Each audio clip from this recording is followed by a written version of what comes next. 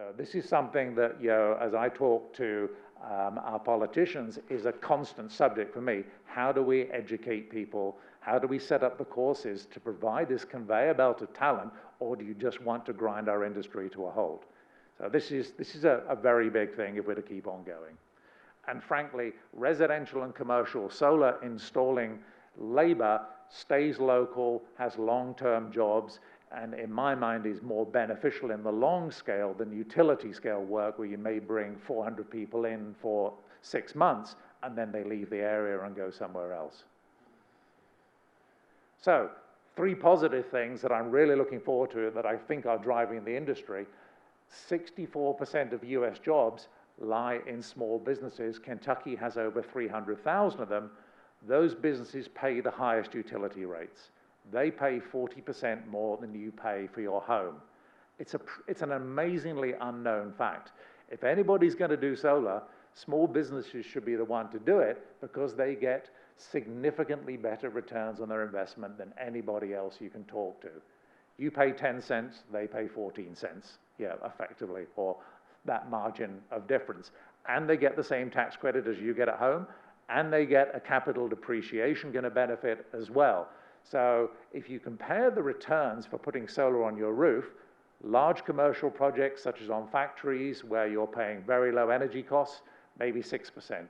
Your home, 10%. Small businesses, I've seen it go to 20, but the average would be 15 to 17% return.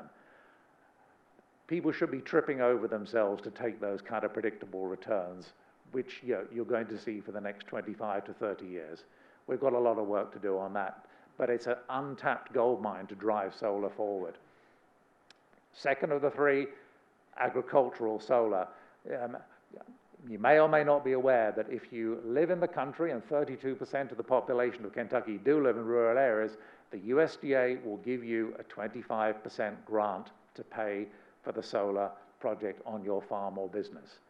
Not just the farm, but you can operate a laundrette, a bowling alley, a florist in a rural area. You can apply for and get 25% of your project paid for, and guaranteed loans on top of that. So just to show you what that means, grain farm on the left, rural grocery on the right, break even in about 5 years on a project that's going to last 40 years. How good is that? And a lot of people living in rural communities have never heard of this. And my last one, and this is my favorite.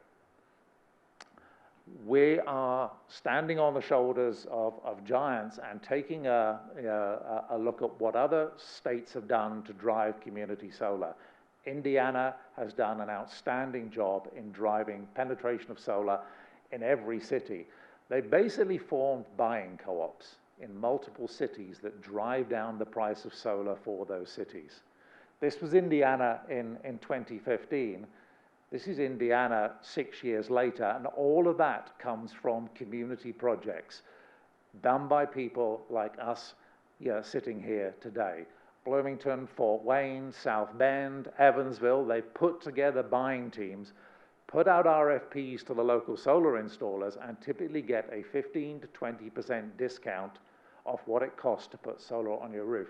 And by God, it has lit a fire under solar in that state.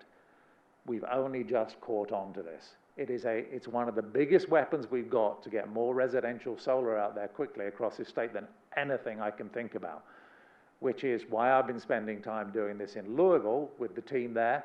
We started this 2 months ago. We now have 900 residents of Louisville who go, I'm interested, I want discount solar. 900. And with 15 counties in addition to Jefferson. And the plus of this is we've also got federal funds to introduce solar to low-income housing areas and groups as well, to start to prove the case for that and say solar's not just for the rich middle class. So final slide, or 2 slides. Nice thing about Louisville is this is the best social distribution we've ever seen of solar, of all income groups, of all color and community groups. This is not just sitting in the well-to-do neighborhoods. Discount drives it in an equitable way. It's just the start, but the signs are there. So last thing is, we are now going to take that Louisville model, which is carrying on for 2 to 3 months yet, wrap it up, package it, and if you have a city, if you have a community, if you have counties, if you have groups of counties that want to do community-bought solar at massively discount prices, the Kentucky Solar Energy Society is going to own that and be the steward and coach to roll this across the state. Because in Indiana, they now have 14 cities doing this every year, sometimes 3 times a year in every single city. Think about that, what that would do to the solar landscape. We've seen it happen. We're going to make it happen here. Thank you.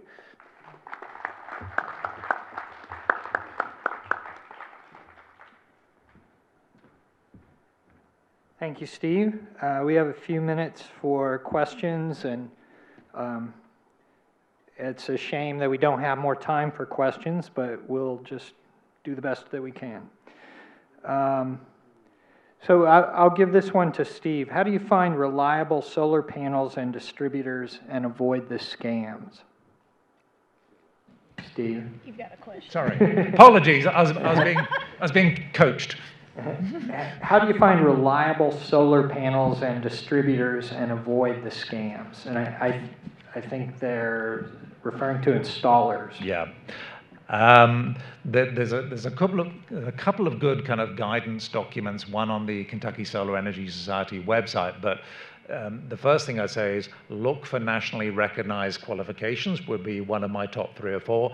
NABCET, which is the North American Board of Certified Energy Practitioners, means your lead installer has done 58 hours of study, has taken exams, has safety qualifications. That would be number 1. You can't go wrong with Google records, reviews. If you look at some of those less savory people I mentioned, I don't understand how they get chosen because they're full of 1-star reviews, hundreds of them. So Google is of use. National qualifications are certainly one of them, and track record is another. All right, thank you. So, how would you encourage public entities to transition to renewable solutions, places such as schools, government buildings, et cetera, that have a high energy use? Kenya, maybe?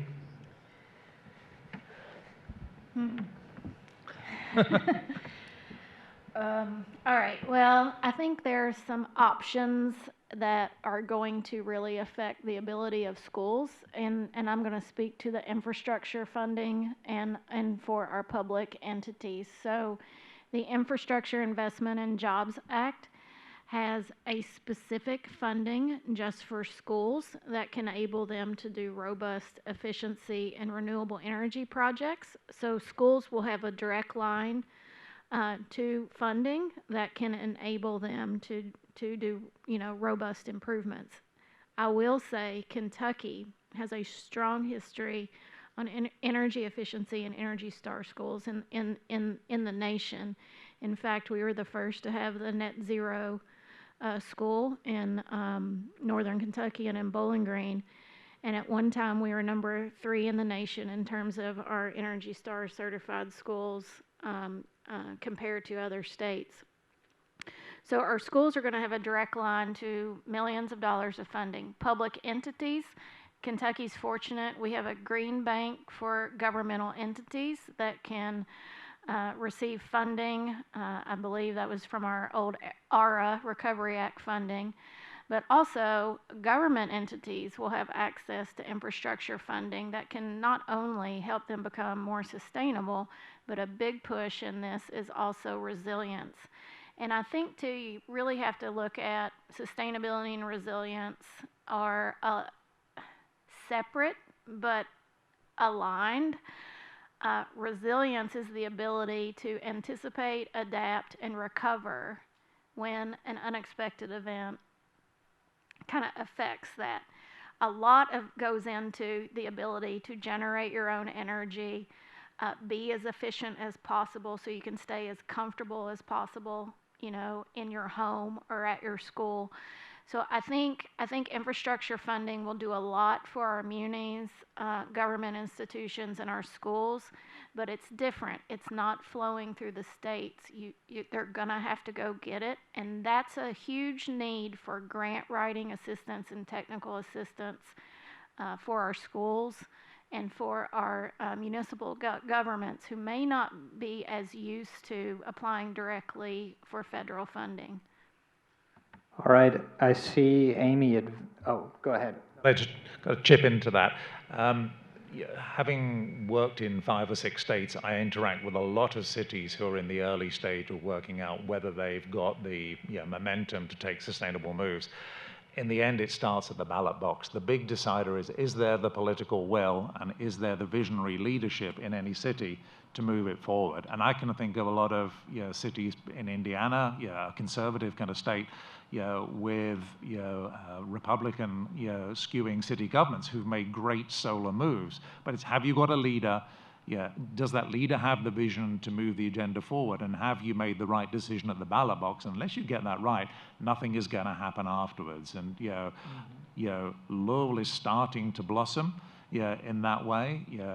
With its buses, they're putting solar on the bus station now. And the other factor I'd say is when a community solar effort starts in a city, I think there's a direct link to then what happens with city government, because they start to feel the pressure from grassroots. And most cities I know, evolve through their renewable path. When there's been a Solarize campaign or a Solar United Neighbors campaign, and you've had hundreds of citizens involved, the heat is turned up and the city starts to take notice and the city starts to do something. So grassroots action causes a city to move.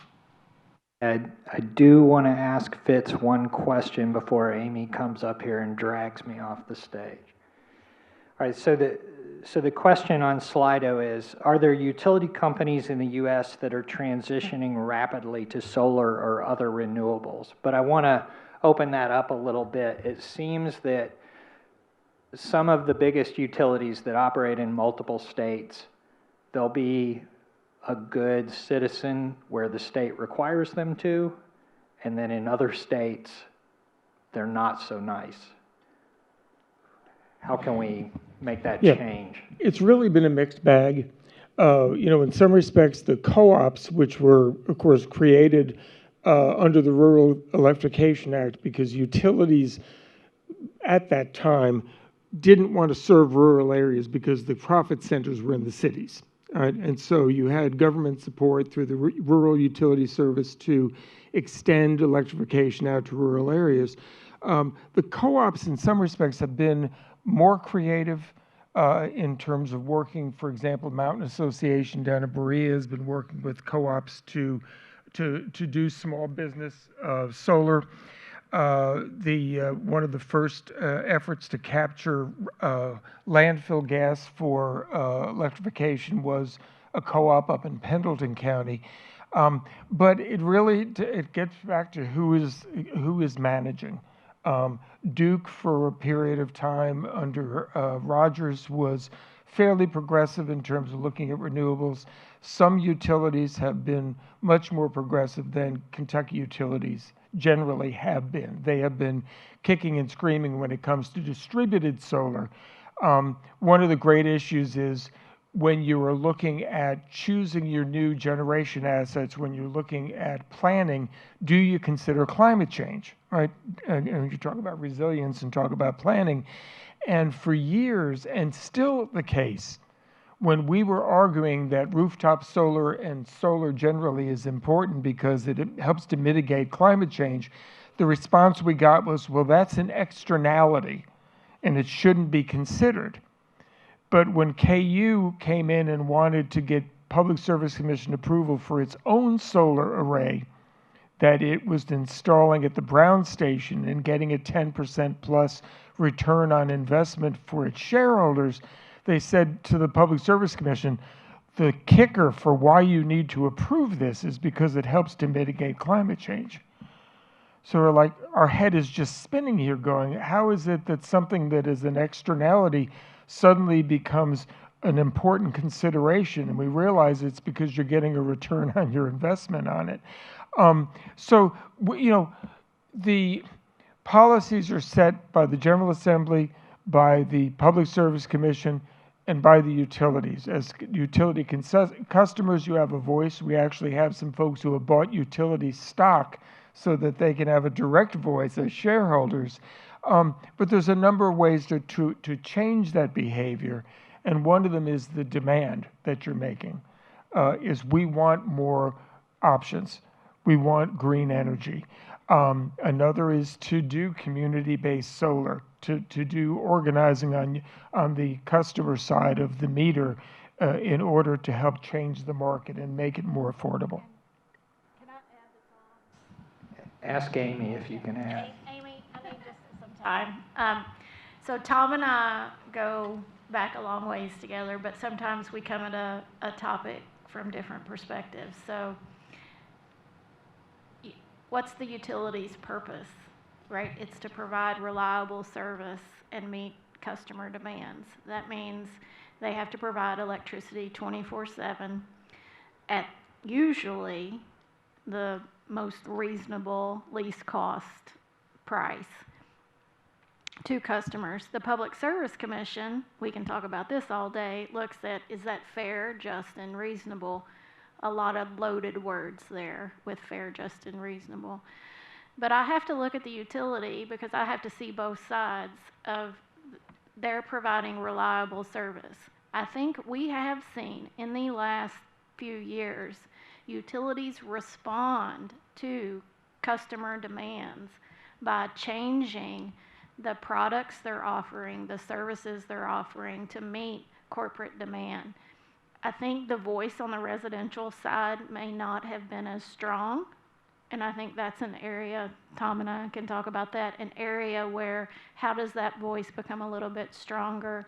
Corporate voices have been very strong in what they want.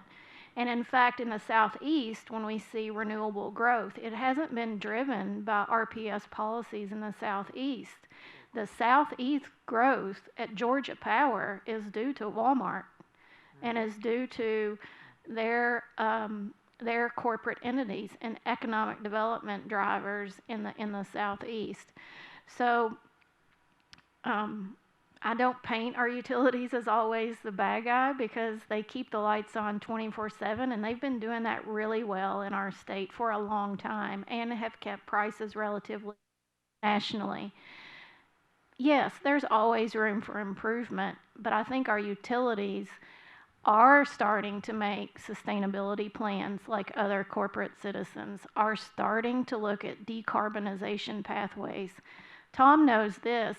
A couple of years ago, you would have never heard a utility in Kentucky say, we have a decarbonization pathway. I mean, that's been a huge stride, the fact that our utilities are coming out and saying, we're doing this to meet our corporate customers' needs. We might have to take this discussion to the reception.